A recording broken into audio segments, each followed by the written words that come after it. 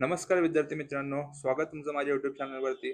आज आपण इयत्ता 10वी विषय राज्यशास्त्र पहिला धडा संविधानाची वाटचाल या धड्याबद्दल जाणून घेणार आहोत आणि समजून घेणार आहोत. राज्यशास्त्राच्या आतापर्यंतच्या पाठ्यपुस्तकातून आपण स्थानिक शासन संस्था, भारतीय संविधानातील मूल्ये, त्यातून व्यक्त होणारे तत्वज्ञान, याचबरोबर संविधानाने निर्माण केलेली शासन यंत्रणा आणि आंतरराष्ट्रीय संबंधातील भारताचे स्थान यांचा विस्तृत आढावा घेतलेला आहे. आता आपण राज्यशास्त्रामध्ये काय काय शिकलो? स्थानिक शासन संस्था, ग्रामपंचायत, महानगरपालिका, नगरपालिका, नगरपंचायत यांविषयी माहिती शिकलो. भारतीय संविधानातील मूल्ये व त्यातून व्यक्त होणारे तत्वज्ञान, संविधानातून काय काय मूल्य तयार होतात, ती कशी व्यक्त केली जातात यांचा अभ्यास शिकलो. नंतर संविधान निर्माण केलेली शासन यंत्रणा, राज्य शासन, केंद्र शासन यांची माहिती घेतली आणि आंतरराष्ट्रीय संबंधातील भारताचे स्थान, आंतरराष्ट्रीय फॉरेन पॉलिसी आपली, त्याबद्दलचा आपला आर्थिक आढावा आपण घेतला, विस्तृत आढावा घेतलेला आहे. आता पुढे पाहूया.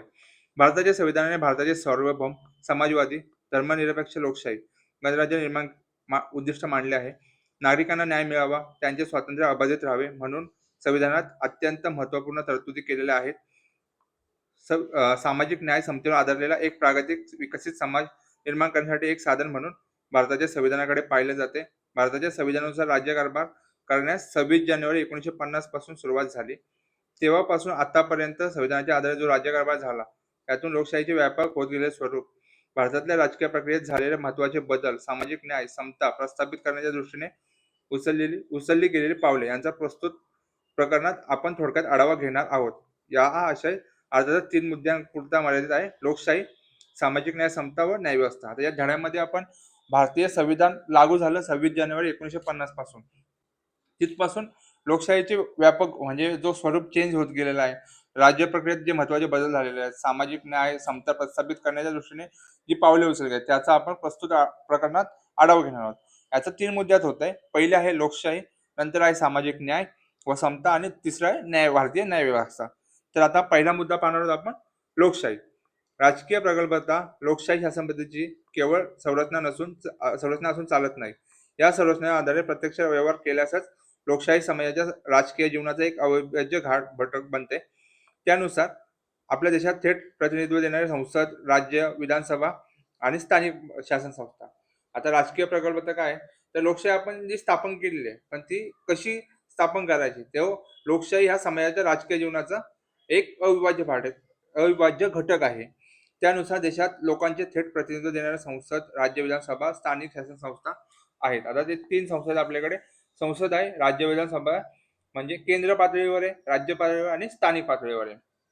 जनतेच्या सहभागाचा आणि राजकीय स्पर्धेचा विचार करता भारतातील लोकशाही मोठ्या प्रमाणात यशस्वी झालेली दिसते. आता भारतीय लोकशाही यशस्वी झालेलीच आहे. ठराविक मुद्द्यानंतर मुक्त व न्यायी वातावरणात होणाऱ्या निवडणुका दर 5 वर्षांनी आपल्या इथे निवडणुका होतात. हे भारतीय लोकशाहीचे मोठे यश आहे. लोकसंख्या व विस्तार दोन्हीबाबत मोठ्या असलेल्या आपल्या देशात विविध पातळीवर निवडणुका घेणे आव्हानात्मक बाब आहे. आपला देश एवढा मोठा आहे की तिथे निवडणुका घेण्याची एक मोठी आव्हानात्मक बाब आहे, पण आपण दर 5 वर्षांनी निवडणुका घेतोय. वारंवार होणाऱ्या निवडणुकांमुळे भारतीय मतदाराच्या राजकीय जाणीवा प्रगल्भ होण्यास मदत झाली. आणि ज्या निवडणुका होतात त्यामुळे काय होतंय की भारतामध्ये जो मतदार आहे त्याच्या जाणीवा आहे त्या प्रगल्भ होतात. आपल्या देशाविषयी आपल्याला काय वाटतंय हे आपण एक प्रतिनिधी निवडून देतो, त्याला काय वाटतं, आपलं मत आपण त्याला देतो, म्हणजे आपली मतं तो समोर संसदेमध्ये देशासमोर मांडेल. निवडणुकीदरम्यान समोर येणाऱ्या सार्वजनिक धोरणावर प्रश्नावर भारतीय मतदार भूमिका घेत आहेत. प्रश्नांच्या पर्यायाने विचार करून मतदान करण्याच्या वृत्तीत वाढ झालेली आहे. आता आपण निवडणूक करतो, एखादा आपला प्रतिनिधी निवडून देतो, तेव्हा मतदार काय करतो की तो जो प्रतिनिधी निवडून दिलाय तो आपले प्रश्न जे ते मांडेल का, आपल्या प्रश्नांची पूर्तता होईल का, आणि ती जाणीव ठेवून आपण तिथे जाऊन निवडणूक लढवतो किंवा मतदान करतो. आता मताधिकार. मताधिकार म्हणजे काय? तर भारताच्या संविधानाने प्रौढ मतदाधिकाराची तरतूद केली होतीच. त्यानुसार मतदाराची व्याप्ती मुळातच व्यापक होती. मतदाराचा संकोच करणाऱ्या स्वातंत्र्यपूर्व काळात प्रचित असलेल्या सर्व तरतुदी नष्ट करून स्वतंत्र भारतीय पुरुषाला 21 वर्षाची अट निश्चित करून मतदानाचा अधिकार संविधान दिला होता. आता मताधिकार याच्यामध्ये काय, प्रत्येक नागरिकाला, जो भारताचा नागरिक आहे त्याला निवडणुकीत मतदान करण्याचा अधिकार आहे. तो मतदान करण्याचा अधिकार होता तो प्रथम त्याची वयाची अट होती 21 वर्ष, पण भारतीय संविधानाने नंतर ती कमी केली. ती किती केली ते पाहूया. तो आणखी व्यापक मतदाराचे वय 21 वरून 18 वर्षापर्यंत आणले. मग ते जो व्यक्ती 21 वर्ष झाल्यावर मतदान करत होता त्याचं वय कमी करून 18 वर्ष आणलं. स्वतंत्र भारतातील नव्या युवा वर्गाला अर्थातच राजकीय अवकाश प्राप्त झाले. अशा लोकशाहीची व्याप्ती वाढवणाऱ्या बदलामुळे भारतीय लोकशाही जगातील सर्वात मोठी लोकशाही मानली जाते. आणि त्याच्यामुळे काय झालं, की जे मतदार आहेत ते भारतामध्ये सगळ्यात यंग आहेत, तरुण आहेत. त्यामुळे भारतीय लोकशाही ही जगातील सर्वात मोठी लोकशाही मानली जाते. इतकी मतदारसंख्या अन्य कोणत्या लोकशाही असलेल्या देशात आढळत नाही. हा बदल केवळ संख्यात्मक नसून गुणात्मकही आहे. अनेक राजकीय पक्ष या युवा मतदारांच्या पाठिंब्यामुळे सत्तेच्या स्पर्धेत उतरले. आता याच्यामुळे काय झालं, की जे राजकीय पक्ष आहेत ते युवा मतदारांच्या पाठिंब्यामुळे सत्तेमध्ये उतरले. आणि जितकी मोठी लोकशाही आहे आपल्या देशाव्यतिरिक्त दुसऱ्या ठिकाणी, तिथे इतके मतदार नाहीयेत. भारतातील राजकीय स्पर्धेचे स्वरूपही त्यामुळे बदललं गेलं आणि राजकीय स्पर्धा होती त्याचे स्वरूपही भारतामध्ये बदललं गेलेलं आहे. लोकांच्या इच्छा आकांक्षांना प्रतिनिधित्व करण्याच्या हेतूने अनेक पक्ष स्पर्धेत दिसतात आणि अनेक पक्ष स्थापन झाले. आता लोकशाही विकेंद्रीकरण. सत्तेचे विकेंद्रीकरण हा लोकशाहीचा गाभा आहे. विकेंद्रीकरणामुळे सत्तेच्या गैरवापराला आळा बसतो. त्याचप्रमाणे अ, सामान्य जनतेला सहभागी होण्याच्या संधी मिळतात. लोकशाही विकेंद्रीकरण संधी मार्गदर्शक तत्वांमध्ये तरतुदी आहेत. स्थानिक पातळीवरील शासन संस्थांना पुरेसे अधिकार देऊन त्यांच्याद्वारे खरीखुरी लोकशाही प्रत्यक्षात आणण्याचा प्रयत्न व मार्गदर्शक तत्व आहे. आता याच्यामुळे काय झालं, सत्तेचे विकेंद्रीकरण, लोकशाहीचे विकेंद्रीकरण. हा सत्तेचे विकेंद्रीकरण लोकशाहीचा मूळ गाभा आहे. याच्यामुळे काय होतं, प्रत्येक व्यक्तीला लोकशाहीमध्ये सहभाग घेण्याचा संधी मिळते. त्याच्यामुळे काय होतं, की स्थानिक पातळीवर शासन संस्थांना पुरेसे अधिकार, म्हणजे आता जर मुंबई महानगरपालिका आहे. मुंबई महानगरपालिकेतील लोकांना मुंबईबद्दल काही निर्णय घ्यायचे असेल, तर ते महानगरपालिकेत निवडून येऊन ते घेऊ शकतात. हे कोणामुळे शक्य झालं, तर लोकशाहीच्या विकेंद्रीकरणामुळे झालेलं आहे.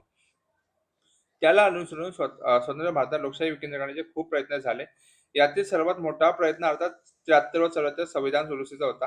या दुरुस्त्यामुळे स्थानिक संस्थांना संविधानाची मान्यता मिळाली. त्यापेक्षा त्यांच्या अधिकारात खूप वाढ झाली आणि सत्तेचे विकेंद्रीकरण व्हावे म्हणून संविधानामध्ये 73 व 74 या कलमात संविधान दुरुस्त्या झाल्या. या दुरुस्त्यामुळे काय झालं, की स्थानिक संस्था होत्या त्यांना संविधानाची मान्यता मिळालीच, पण त्यांना स्वतःचे मूळ अधिकार भेटले, की जर इथल्या प्रदेशाचा विकास करायचा असेल तर त्याबाबत निर्णय घेऊ शकतात. त्यांना त्यासाठी राज्य सरकार किंवा केंद्र सरकार यांच्यावर अवलंबून राहायची गरज नाही. खालील बदल कशामुळे झाले ते सांगू शकाल का? राज्य कारभारात महिलांचा सहभाग वाढावा म्हणून राखीव जागा ठेवण्यात आल्या. दुर्बल घटकांना सत्तेत सहभागी व्हावे म्हणून राखीव जागा ठेवण्यात आल्या. राज्य निवडणूक आयोग निर्माण करण्यात आला. संविधान 11-12 अशा नवीन 2 परिषदांची भर पडली. आता हे बदल कशामुळे झाले, तर राज्यकारभारात महिलांचा सहभाग वाढावा, महिलांना त्यांचे हक्क, अधिकार आणि त्यांच्या ज्या हक्क अधिकारांवर भांडण्याचा अधिकार, म्हणजे त्यांचं मत मांडण्याचा अधिकार एका संसदेमध्ये, राज्यसभेमध्ये, विधानसभेमध्ये मांडण्याचा अधिकार मिळावा, यासाठी महिलांना राखीव जागा देण्यात आल्या. तसेच जे दुर्बळ समाज घटक आहेत त्यांनाही काही जागा राखीव ठेवण्यात आल्या. नंतर प्रत्येक राज्याचा निवडणूक आयोग निर्माण करण्यात आला आणि संविधान 11 व 12 या नवीन परिशिष्टांची भर पडली. आता पुढचं पाहूया. माहितीचा अधिकार. RTI act 2005. लोकशाहीत नागरिकांचे सक्षमीकरण अनेक मार्गांनी झाले. नागरिकांच्या सहभागांना संधी देत असताना त्यांच्याशी असणारा संवाद वाढला पाहिजे. शासन व नागरिक जितके अंतर कमी व संवाद जास्त, त्याप्रमाणे लोकशाही अधिक सकस व दृढ. या परस्पर विश्वास वाढणे शासन काय करते हे नागरिकांना कळते. आता लोकशाहीत काय होतं, की कोणत्याही सरकारने किती कामं केलंय, एखादा रस्ता बांधला तर तो रस्ता किती बांधला, किती खर्च झाला त्याच्यावर, काय काय झालं, या सर्वांची माहिती माहितीच्या अधिकारात या कायद्यामध्ये येतं. त्यामुळे काय होतं, की लोकांचा सरकारवर विश्वास वाटतो आणि लोकांनी आपला जो कर रूपात पैसा गेलाय तो कुठे कुठे खर्च झाला याची त्यांना माहिती मिळते.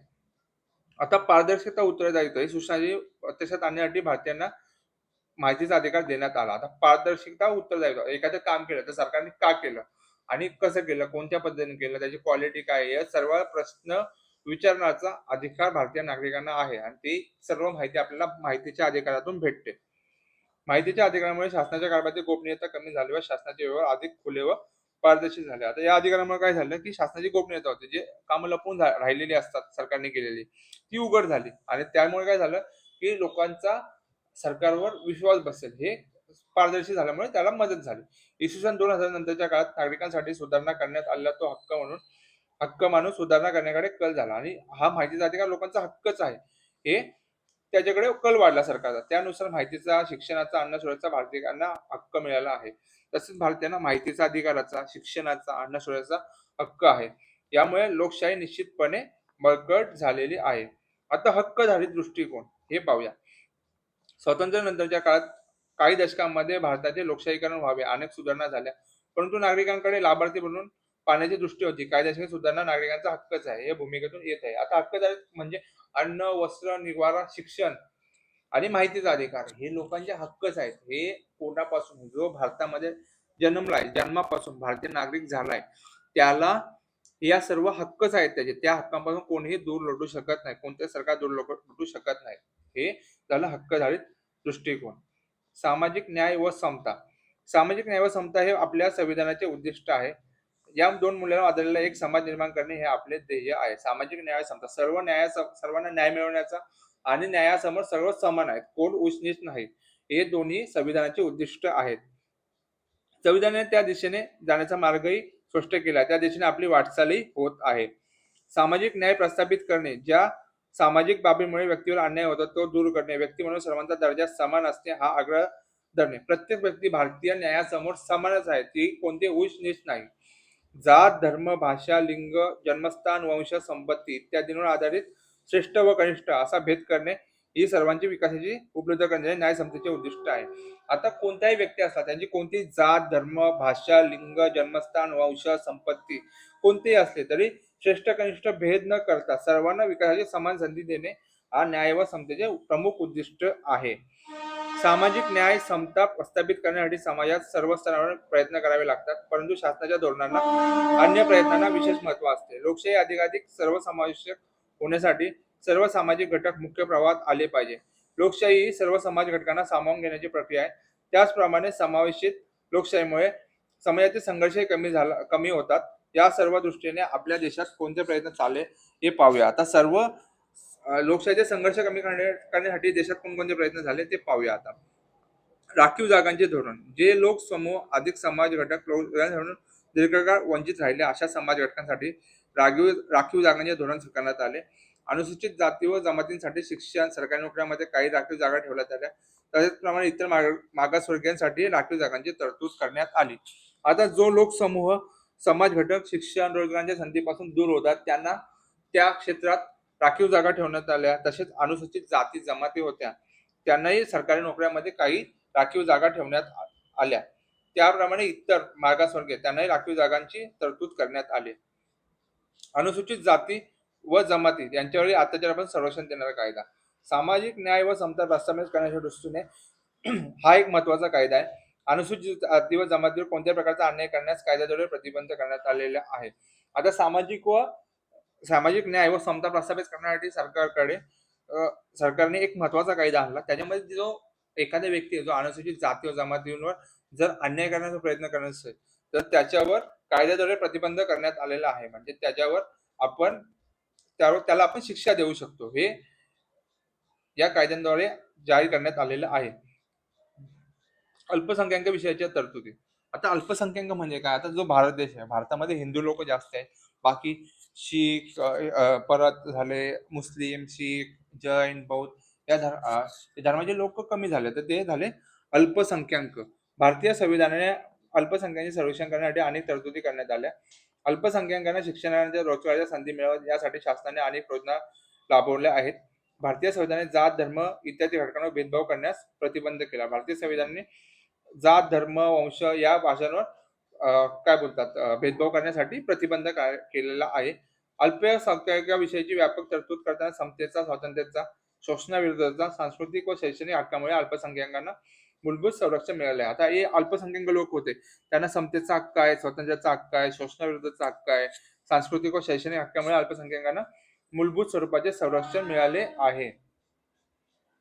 आता पुढे पाहूया. महिला समाजाचे कायदे व प्रतिनिधित्व तरतुदी. स्वातंत्र्योत्तर काळापासून महिला सक्षमीकरणाच्या प्रयत्नांना सुरुवात झाली.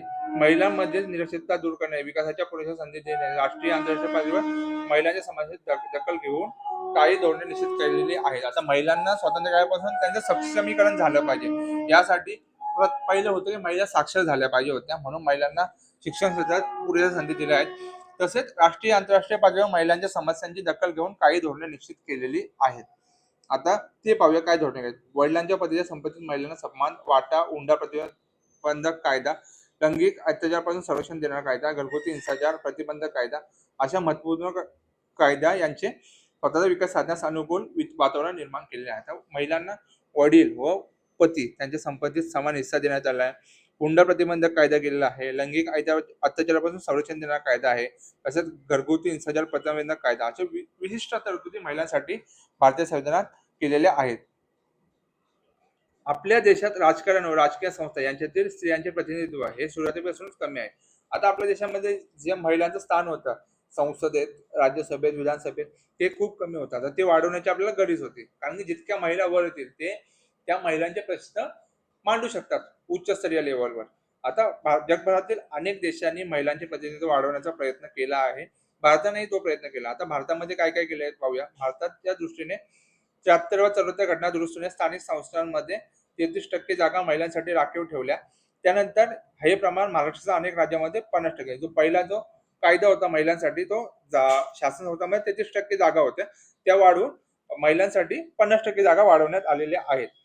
महिलांसाठी महिला राज्य आयोग स्थापन केला आहे. राज्यामध्ये राज्य महिला आयोग स्थापन केलेला आहे. त्यामुळे महिलांचं संरक्षण होतं. आता ते कसं होतं तर घरगुती हिंसाचारापासून महिलांना संरक्षण देणारा कायदा लोकशाहीकरणाला पोषक ठरणारा महत्वाचे पाऊल आहे.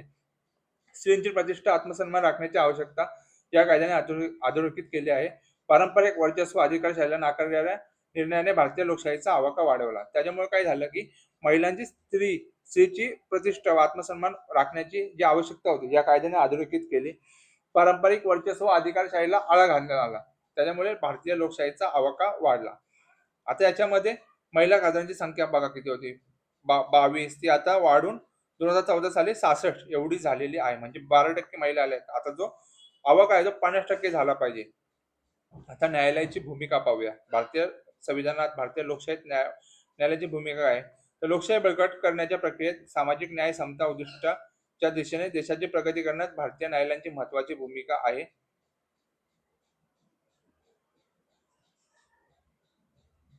न्यायालयाने संविधानातील तरतुदींचा अर्थ लावताना संबंधित मूळ उद्दिष्ट व संविधानकाराचे हेतू प्राधान्य दिले. आता जे मूळ संविधानकर्ते होते त्यांचा जो मूळ हेतू होता तो बदलण्याचा न्यायालयाने कधीही प्रयत्न केला नाही. त्या उलट त्याला जास्त प्राधान्य दिलेलं आहे. न्यायालयाने या संदर्भातील योगदान खालीलप्रमाणे आहे. संविधानाची मूळ चौकट जी संविधानाचे जो मूळ डॉक्युमेंट होतं संविधानाचं ते पाहूया. संविधान हे प्रवाही असते. संविधान कधी थांबलेलं नसतं, ते प्रवाही असतं. संविधान एखाद्या जिवंत दस्तावेजाप्रमाणे याचे स्वरूप आहे. प्रश्नानुसार संविधानात बदल करावे लागतात. तो निर्णय अर्थात संसदेला आहे. संविधान हे वाहत्या पाण्याप्रमाणे आहे. ते कधी चेंज होतं. म्हणजे जसं काळ बदलत तसे संविधानाचे नियमही बदलतात. आता त्याचे स्वरूप परिस्थितीनुसार संविधानात बदल करावे लागतात आणि तो अधिकार अर्थातच संसदेला आहे. संसदेचा अधिकार मान्य करत न्यायालयाने संसदेला तिच्या अधिकारावरील मर्यादांची जाणीव करून दिली. संविधानात बदल करून संविधानाच्या मूलभूत चौकटीला संसदेत धक्का लावता येणार नाही अशी न्यायालयाने भूमिका घेतलेली आहे. आता महत्वपूर्ण न्यायालय निर्णय पाहूया. आता कोणकोणत्या चौकटीचा समावेश आहे ते इथे पाहूया. शासनाचे प्रजासत्ताक लोकशाही स्वरूप, नंतर संविधानाचे संघराज्यात्मक स्वरूप, देशाच्या ऐक्यनाचे संवर्धन, देशाचे सार्वभौमत्व, धर्मनिरपेक्षता, संविधानाची सर्वश्रेष्ठता. आता पुढे पाहूया. महत्वपूर्ण न्यायालयीन निर्णय. संविधानातील मूलभूत हक्कांद्वारे नागरिकांना मिळालेले संरक्षण अधिक अर्थपूर्ण करण्याच्या दृष्टीने न्यायालयाने अनेक निर्णय घेतले. न्यायालयाने ज्या काही महत्वाचे निर्णय घेतले त्याच्यात बालकांचे हक्क, मानवी हक्कांची जपणूक, महिलांची प्रतिष्ठा सन्मान राखण्याची गरज, व्यक्ती स्वातंत्र्य, आदिवासींचे सक्षमीकरण यासारख्या महत्वाच्या विषयांचा यात समावेश आहे. हे महत्वपूर्ण निर्णय न्यायालयाने घेतलेले आहेत. न्यायालयाच्या विषयांवरील निर्णयातून भारताची राजकीय प्रक्रिया अधिक परिपक्व होण्यास मदत झाली. भारतातील लोकशाहीच्या संविधान व त्यावर आधारित शासनाने केलेली वाटचाल आपण इथे आढावा घेतला. अर्थात भारतीय लोकशाहीपुढे अनेक आव्हाने आहेत. शासनाच्या कायद्यामुळे धोरणामुळे अनेक समस्या संपुष्टात आल्या. याचा अर्थ असा नाही की आपल्यासमोर असा अर्थ नाही की ज्या कायद्यामुळे धोरणामुळे आपण समस्या संपुष्टात आल्या त्या अजूनही आहेत. आजही आपल्यासमोर अनेक नवीन प्रश्न येतात. परंतु लोकशाहीसाठी आवश्यक किमान जनमानस आकारास आलेला आहे आणि लोकशाहीसाठी आवश्यक जनमानस आकारात आलेला. आता पुढील पाठात आपण भारतीय निवडणूक प्रक्रिया याविषयी माहिती जाणून घेणार आहोत. अशा प्रकारे आपला पहिला धडा झालेला आहे. याच्यामध्ये आता जी प्रश्न उत्तर आहेत ते पुढे स्वाध्यायामध्ये टाकणारच आहेत. तरी पण काही पाहूया. महाराष्ट्र स्थानिक शासन संस्थांमध्ये महिलांसाठी 50% जागा येतात. पुढील कोणत्या कायद्याद्वारे महिलांना स्वातंत्र्य जपण्यास विकासाने अनुकूल वातावरण आलेलं आहे तर हुंडा प्रतिबंधक कायदा. नंतर आहे लोकशाहीचा गाभा सत्तेचे विकेंद्रीकरण. बाकीचं मी स्वाध्यायामध्ये टाकीलच पुढच्या व्हिडिओमध्ये. तुम्हाला व्हिडिओ आवडल्यास आपल्या चॅनलला सबस्क्राईब करा, व्हिडिओला लाईक करा. अशा प्रकारे संविधानाची वाटचाल धडा पहिला विषय राज्यशास्त्र आपला शिकून झालेला आहे.